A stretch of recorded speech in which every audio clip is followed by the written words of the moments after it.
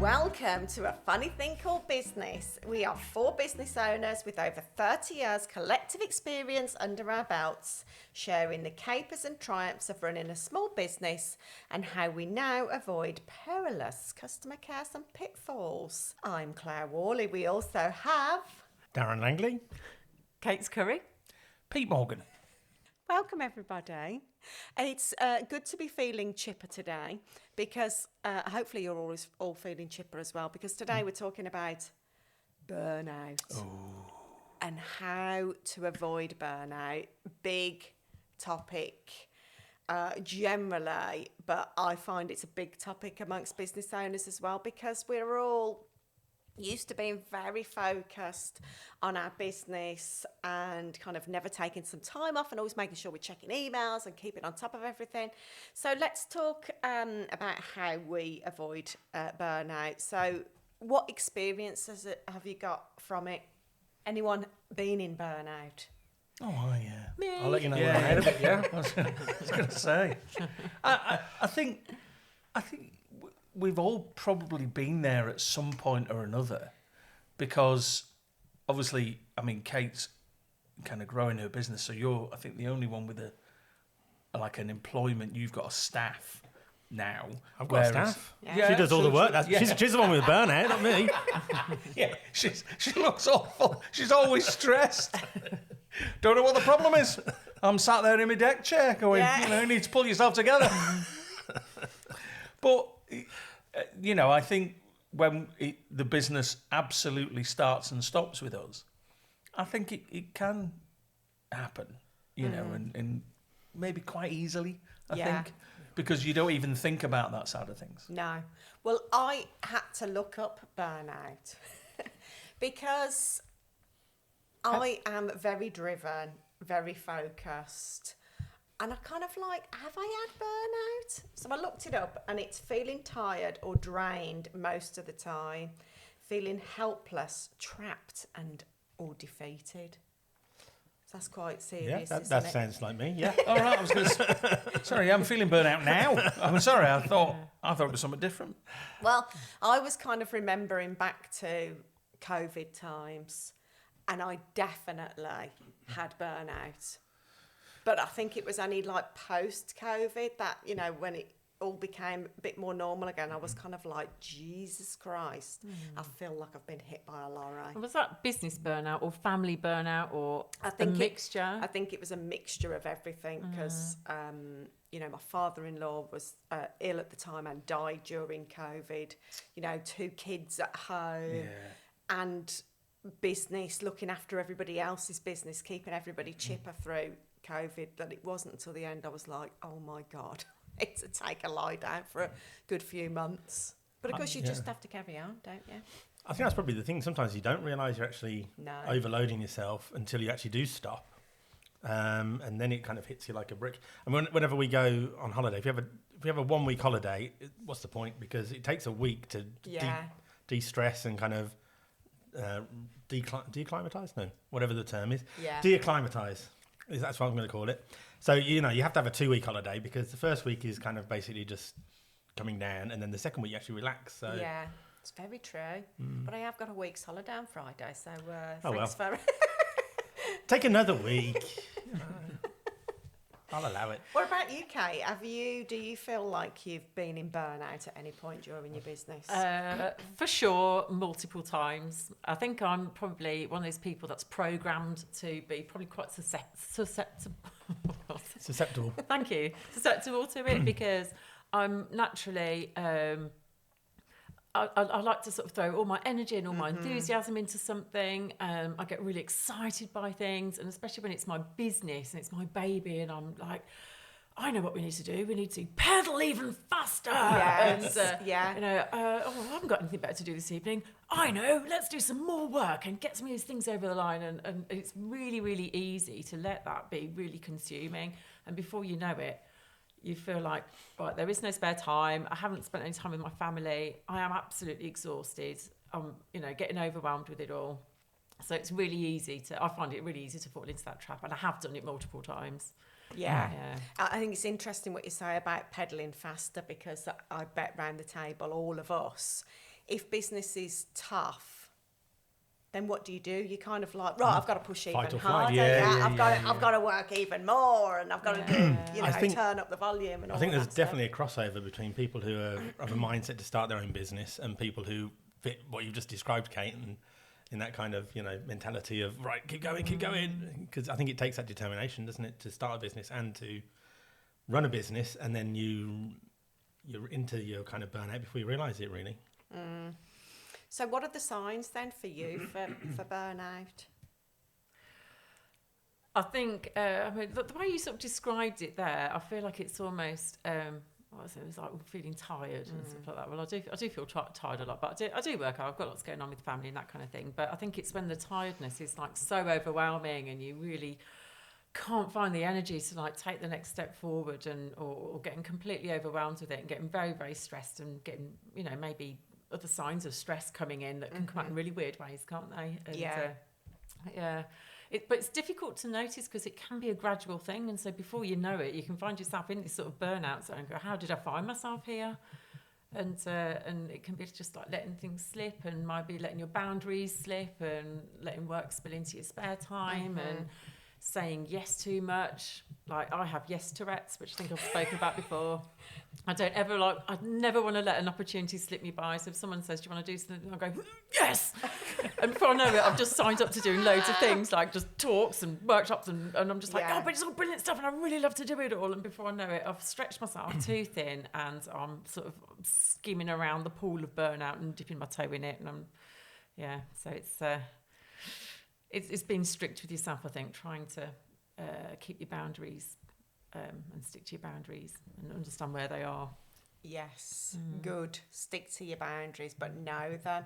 I think that's the important thing, isn't it? Know what your boundaries are, because if you don't know, then that's when you have yes Tourette's and you just go, I'll do it. I think one of the signs for me post-COVID was I didn't want to go into my office, and it felt like there was this big like force field. And I was like, don't want to go in there. It was like going into work. Mine's similar, except it involves not getting out of bed. I don't want to get out of bed. I'm staying here. Was anyone else got a picture of Claire trying to go into her office with G-force? Like she's on a roller coaster. Let's run that one through AI and get a nice photo. Exactly, yeah. That'll stop me going into an office. Ever felt the thrill of a story untold? At Highlander Press, we believe every voice should echo loud and clear. Introducing our Storytellers Lab. Whether you're weaving words of fiction, sharing a slice of your life in a memoir, or transforming your expertise into a lead magnet or thought leader book, we have a lab for you. Our experts guide you through every chapter, ensuring your story not only gets told, but also heard. Classes start soon, so don't wait. Visit highlanderpressbooks.com/storytellerslab today to enrol. Imagine the stories we'll tell. Highlander Press, where your words find their path. So, guys, what do you do now in order to kind of recognise the signs of burnout and prevent it? I mean, recognising the signs. Well, I mean, obviously for me, I just swear a lot. If I'm swearing a lot, then I know Okay. That's my sign. That's good. But I think the way is to kind of avoid or handle it, really, because you can't really avoid it. But it's all about a couple of things. Delegation, I think, is a biggie. If you can pass delegate on the burnout to someone else. No, because you've just got to. Yes, basically, yeah. Delegate that burnout burnout. battle. The burnout. Poor Emily. Hire yourself a junior designer, and no. But it is all about the workload, isn't it? Because a lot of it is down to that. So if you've kind of overloaded with work then actually I'm going to say I'd apply the Eisenhower matrix again. So I think I might have talked about it before, but that's the one where you've got 4 options. So whenever you've got a task, you look at it and you go, Oh, okay, yeah. needs to be done now, needs to be scheduled, needs to be delegated, or needs to be binned. And I try to. Stephen Covey. Okay, it's called the He Eisenhower. stole it. Covey stole it from Eisenhower. Okay, fine. Brackets. Yeah. I can't prove that, by the way. Hashtag don't sue us. Yes. But that's how I try and apply emails that come in or tasks that I've got on my Yeah. list. So actually, that task has been on the list now for like 3 weeks.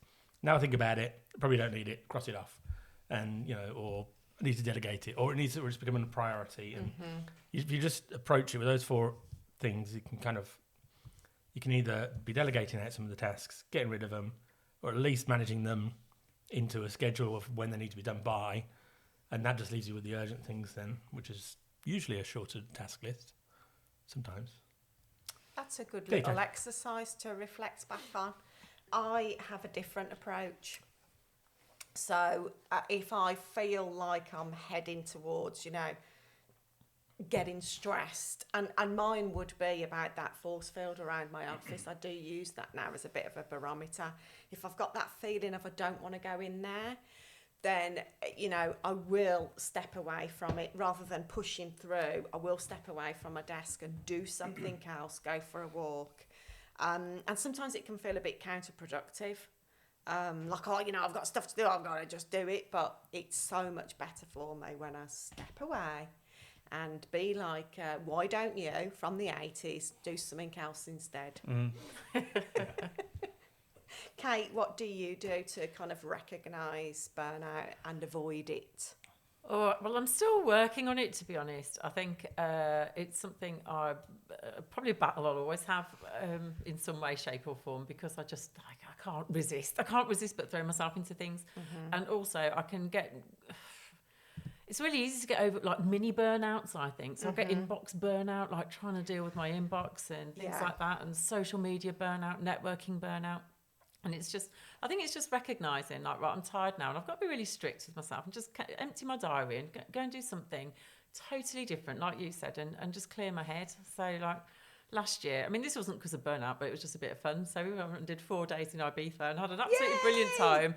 And I came back and I was just like, I feel so much more rejuvenated and ready to just dive straight back into my business, because I've just had some fun, like proper fun, and it's just created more space in my brain to deal with things. Then 1 hour later, pulling your hair out, back in it again. No. But I think the other thing is, and I never thought I'd get excited about the word processes, because it is such a boring word. But I think having a process around stuff helps with burnout as well, because then everything that comes in, you haven't got to deal with it in isolation. It should then go into a process, and either someone else deals with it, or you've got a bit of software that deals with it, or it's just logged for later and you can pick it up. You've got a time when you've frame. got that, like putting it into like your CRM system or something, and then it's like, well, that's when I've got my CRM hat on and I'll deal with that later. And that really helps, because you're not panicking about every little thing that comes in. Then it's all getting sort of filtered down into the relevant little place where it needs to be. And automation and things like that. Yeah. So just kind of get... And stuff like that's just been really helpful. Just having processes, it's helped me feel much more in control of the chaos of running a business. I think that ties in as well with what we were talking about when we were doing an episode about goals and goal setting. Because I think you have to kind of also reflect on your goals and sort of look at, right, what is let's just kind of get your head back into the long-term goal is we're going to achieve this. And because if you've set that goal, then you can kind of come back to yourself and say, well, hang on, I'm feeling like the burnout, but that's actually where we're going. That we are on a journey to a destination, and you know what that destination is going to be, and then you kind of that's good, because it helps you then decide like how to prioritise stuff exactly. as well. And it takes you away from the yes Tourette's, doesn't it? Because you're like, is that going to get me closer to my goal? No, it's not. So it's a no.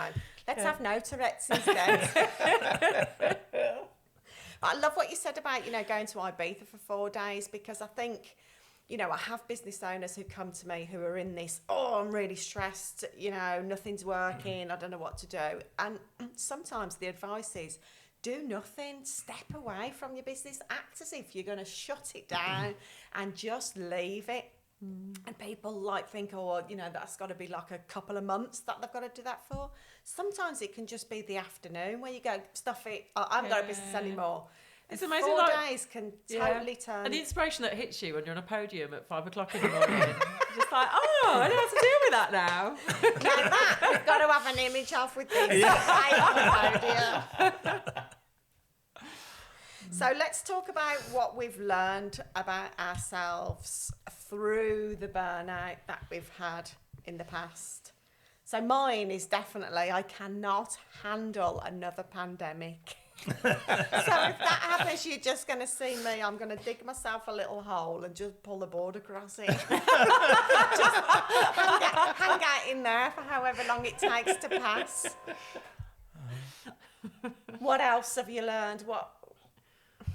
I've learned I'm not great at burnout, but it is being conscious of all the things we've spoken about, where you can kind of tackle it really, because I think everybody's susceptible to burnout.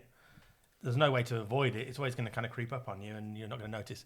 So it's just having a plan, isn't it? Just having an action to react to it. So what's your plan when kind of burnout? You can feel sweary Darren coming out. What do you do? I swear a bit, stomp my feet, and shout at the kids, and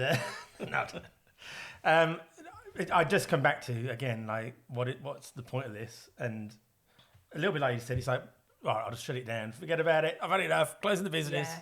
But then it's like, actually, no, my goal is to do this, and I can tackle this bit that's right in front of me by delegating it to Emily or or binning it off. So it's just applying those strategies, really. Yeah.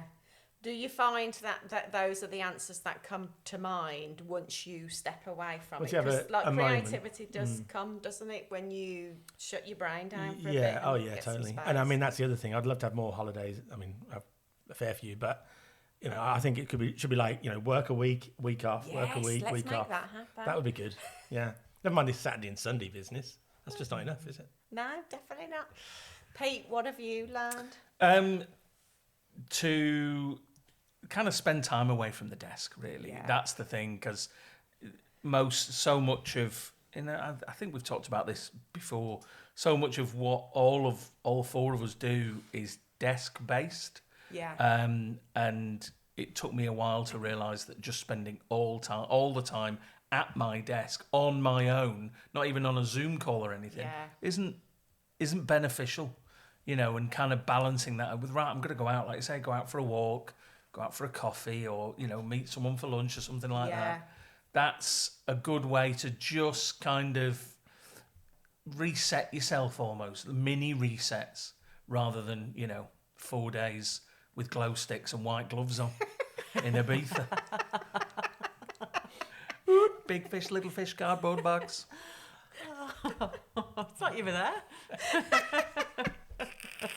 So let's talk about some challenges that we've got at the moment, because obviously, we've all got a lot of pressures on our time. Some of us, like with children or younger children, that, take up a lot of goddamn focus. So what are the challenges that we've got right now, Darren? Well, yeah, I mean, obviously balancing the kind of personal and professional life, and it does seem like 2024 or the 2020s is a difficult era to kind of be in, but I imagine it's probably the same whoever you ask. I mean, I don't know whether our parents, the late 1930s were probably quite tough, and the 1940s, but but I think we're from the 80s. Yeah, we're 80s kids. Yeah.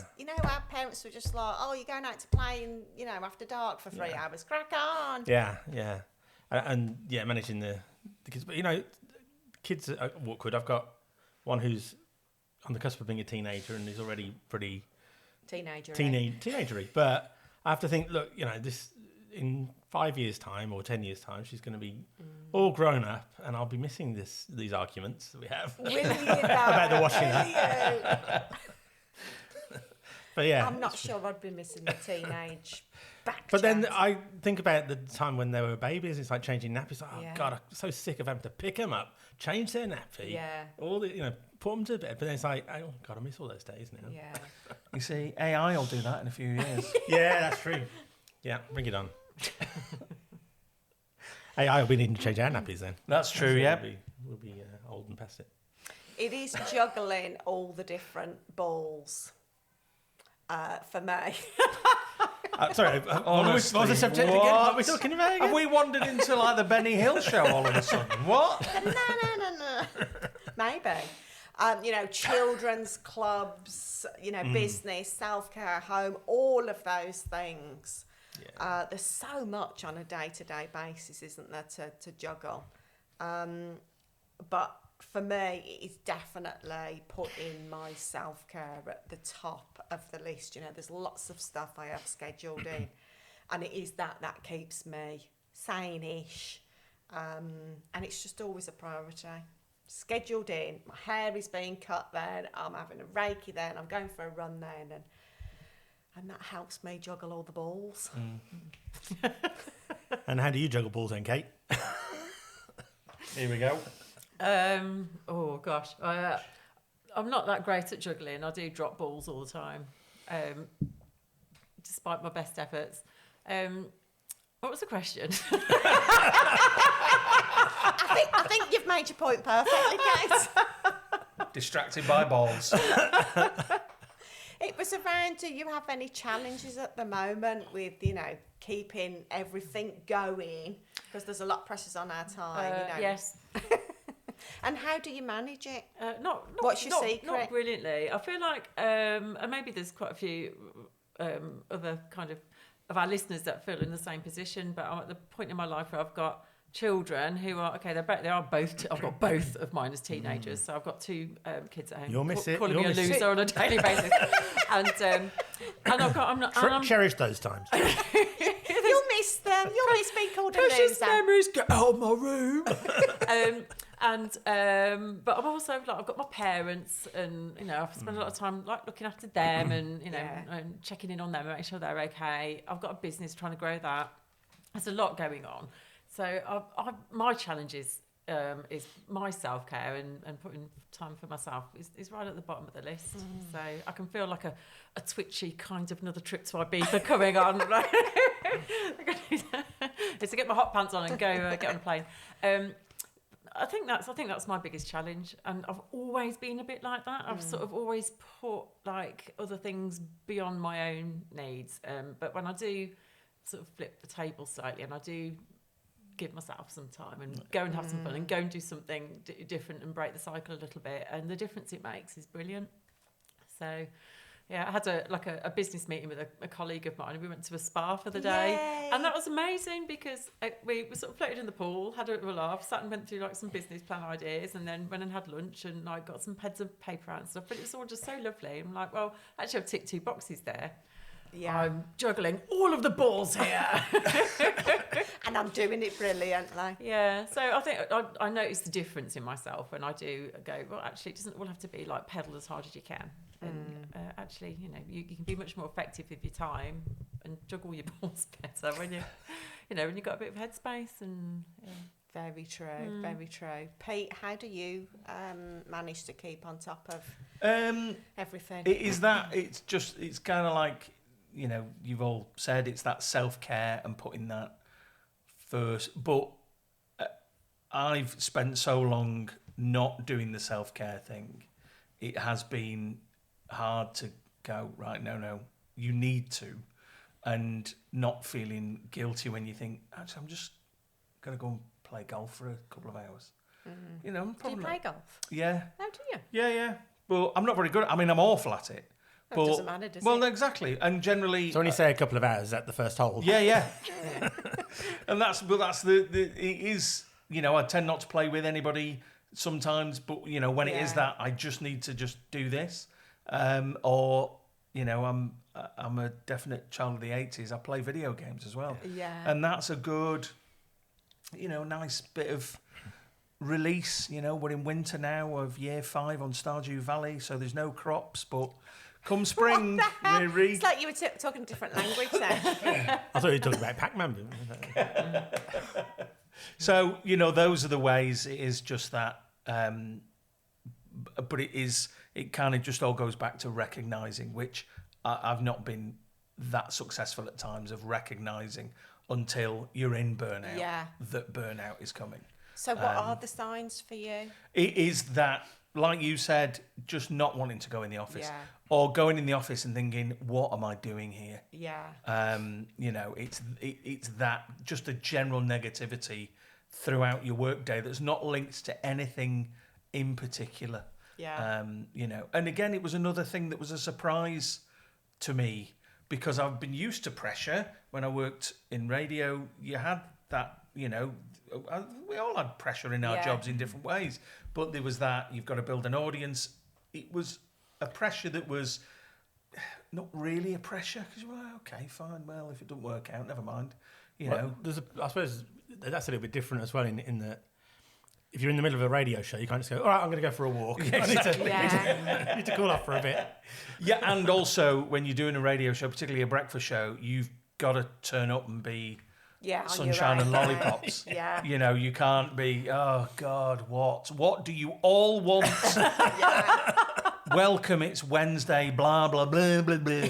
We're here till 10. But of course, we do have to be that in business as well, don't we? Because every day we're being probably interviewed by potential clients or delivering to someone who's paying your bills, like very directly. So it does feel like the sunshine and light. And that's what the again, like so many aspects of running a business, were a real kind of wake-up call for me of just where the pressure comes from. It you know, it comes from so many places.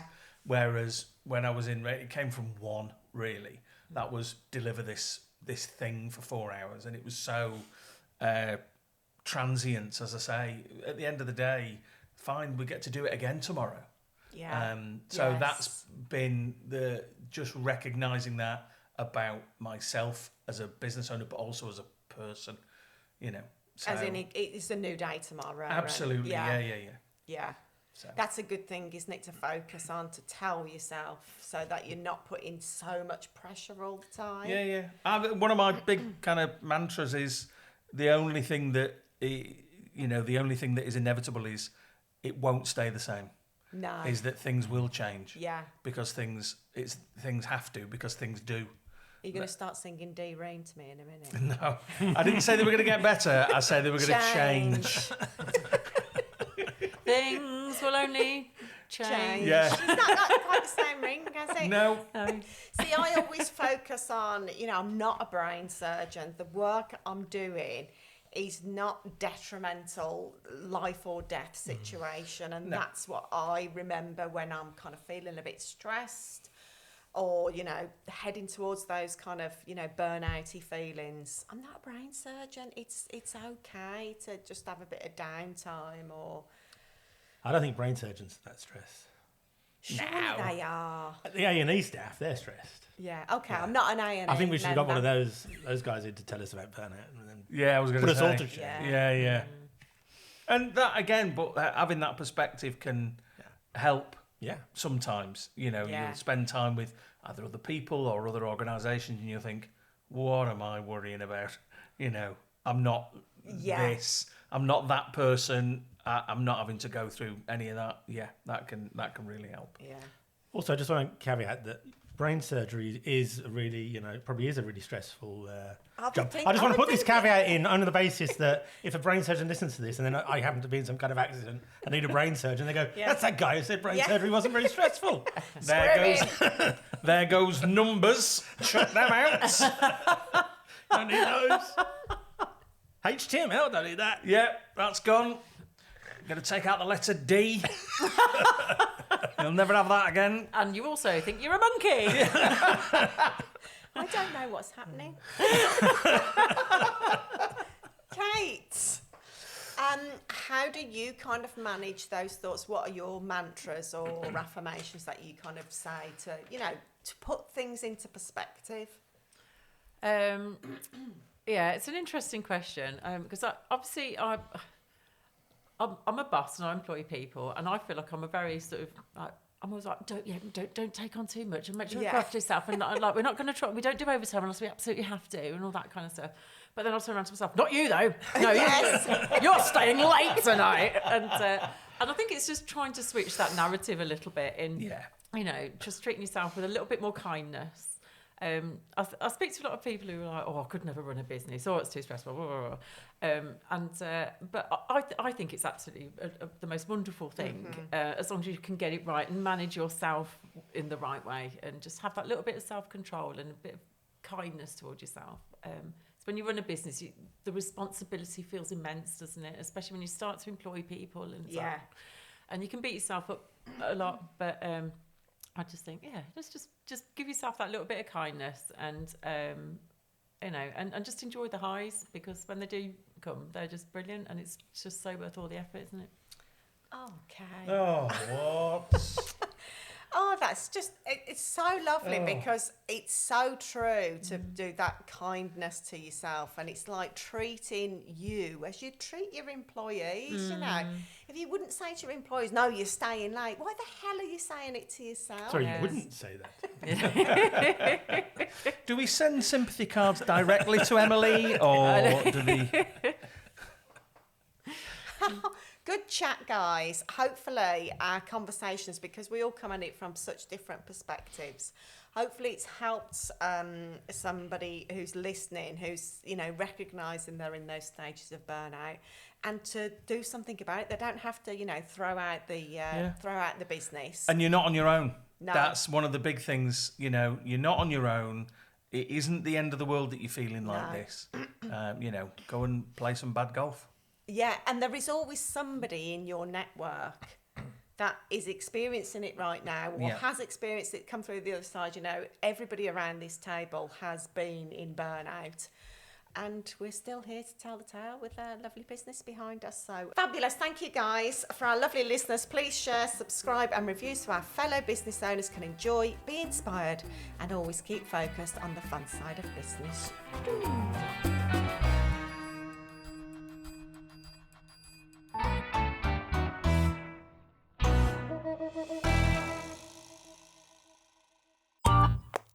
This has been a Monkey Pants Productions podcast.